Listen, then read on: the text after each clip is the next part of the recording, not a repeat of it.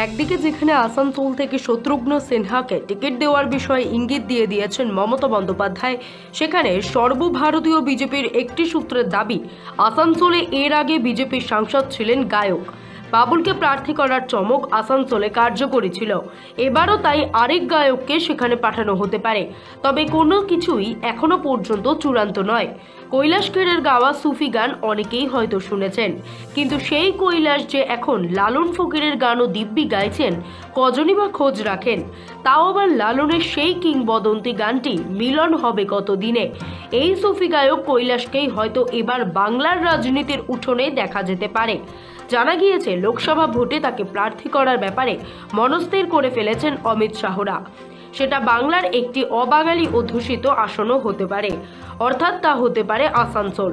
এদিকে রাজ্য বিজেপির মধ্যে আসানসোল নিয়ে একটা গুঞ্জন রয়েছে, তা হলো শুভেন্দু অধিকারী চাইছেন আসানসোলের প্রাক্তন মেয়র জিতেন্দ্র তিওয়ারিকে সেখানে প্রার্থী করা হোক, এমনটাই সূত্রের খবর। এটার নেপথ্যে কারণও আছে। জিতেন্দ্র গোটা এলাকা হাতের তালুর মতোই চেনেন, তবে সবাই যে এই প্রস্তাবে একমত নয় সেটাও বাস্তব। এদিকে কৈলাস অনেক দিন ধরেই বিজেপির নেওটা।